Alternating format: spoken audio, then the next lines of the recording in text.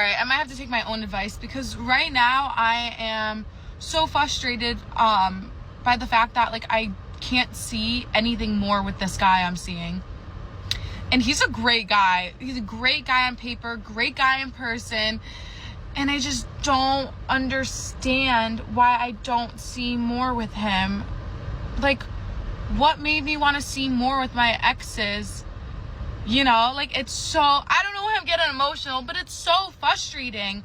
Like, he's a great guy. He's like such a good guy. And it's like, and then I don't see more with him. It's like, why? Like, I don't understand. I don't understand what is wrong with me. I'll tell you what's wrong with her. It's called nice guys finish last. I'm going to say it again for the people in the back that may not understand this. It's called nice guys finish last. And it flies directly in the face of people, or more or less women. It flies directly in the face of women that says that where are all of the good guys at? Y'all with them. Y'all meet them. Y'all talk to them. They show you who they are. They're very nice people. They are marriage material. They make a decent amount of money. They add value into your life, and they just not toxic enough. They not mean enough. And so when I then say sometimes that a lot of women don't love you unless you start to put your foot in their back, and that's not me advocating for you to put your foot in their back, but I'm just telling you the nature of what it is that I've seen both growing up in life, and then now women are willing to admit it themselves. I'm not wrong.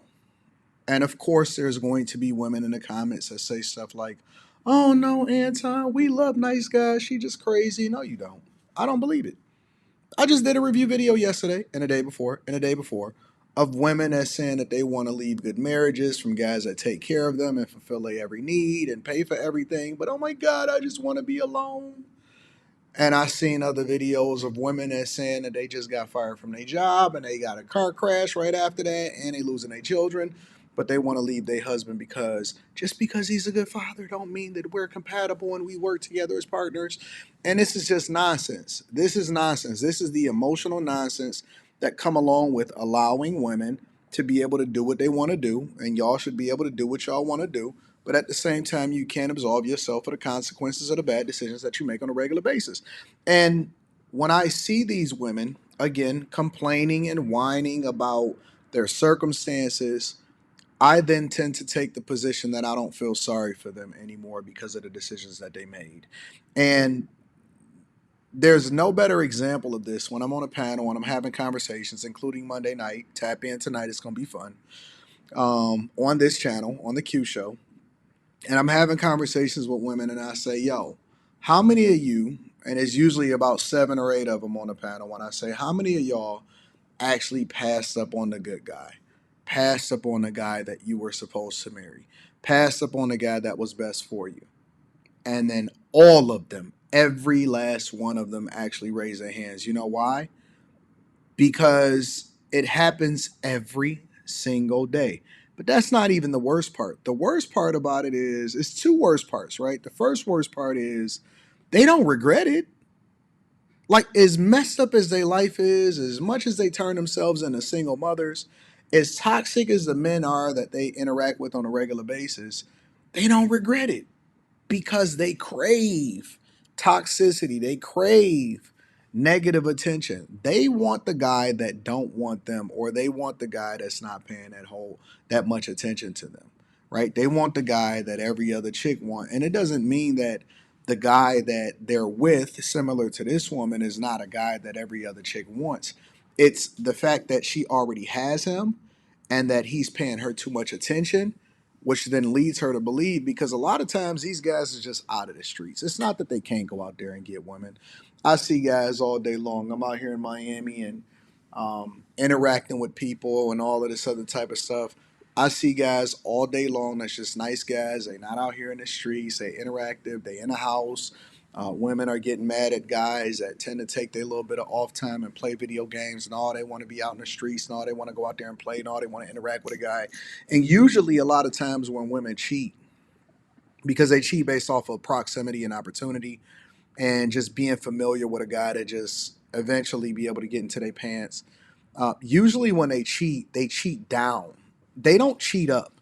It's not with a guy that's better than them. It's not with a guy that is more awesome or have more opportunity or more money or even a bigger, like, it's none of that. They cheat down with a trash guy, and when they get caught, sometimes man, I've coached so many dudes.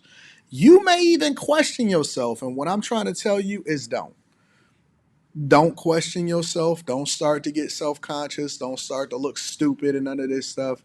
They just are toxic. Now, here's the question that guys tend to ask themselves. You will then ask yourself, well, should I turn toxic so that I can get what I want? I always say, never move based off of the emotions of a woman. You are who you are. You become a better person. You level up. You get your bread up, and you do what it is that you want to do. You just make adjustments based off of the circumstances. So you don't change who you are. You don't try to be somebody different. I think that you should authentically embrace who you are and just level up and become a better version of yourself. Never subject yourself to the lowest common denominator. I used to say that when it came to class in school, when I would see everybody going into a specific curriculum and they would go into African American studies or underwater basket weaving degree and all of this other nonsense, gender studies, right? And they would pick the easiest things, marketing and business and all of this stuff. And I never went with that. I decided to go with software engineering. Um, and because I knew that that was the best thing for me. And I've taken that same approach to every single thing in life. But the one thing that my father said to me is he said, Anton, nice guys finish last. So when you get into this game or you decide that you want to, go and select somebody or get a wife or whatever, and this is from when I was very young, he said, just be very careful to not overly acquiesce over into the will of a woman. Never focus on what it is that they telling you. You ain't got to worry about all of the flowers and stuff. And it doesn't mean that you can't be a nice person, but be careful who you're nice to. And I don't even care if it got to do with because a lot of times they'll say, well, is she raised in a two-parent house or whatever? They all the same. They all the same. Some of them have been for the streets, and some of them they've been preserved from the streets from their parents or a strong father or something. But the nature, the mindset, the desirabilities, and all of this other type of stuff, a lot of them they think the same. And to be honest with you, I tend to believe that most women overwhelmingly are only good or they're only presenting themselves to be awesome or they have a great image because of the man that they're attached to. 100%. Because I've also seen women become widows and then all of a sudden they became for the streets and they just completely destroyed the legacy of the guy that they was with because they were good girls when they was with the good guy, and then I've seen them spend the good guy's life insurance money on the next guy that didn't even have good teeth. Like they're spending it to help him get better teeth. And then he wound up leaving and going and doing his own thing also.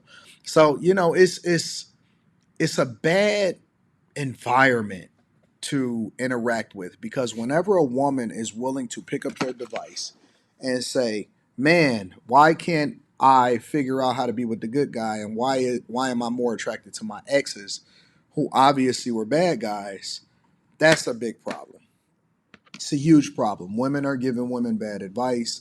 Guys and simps are simping and they're making these women feel like, oh no, baby, I can. Nah, it's all a part of the game, and you just don't have to play it if you don't want to, and you just need to align yourself with the right people. Make sure y'all tap into the Patreon. Link is in the description. Teach Henley 40% off your first order plus 20% off of life. Always like to give credit to the content creators, so that link will be down in the description. I love you. I appreciate you. I'm going to holler at you guys later. Peace.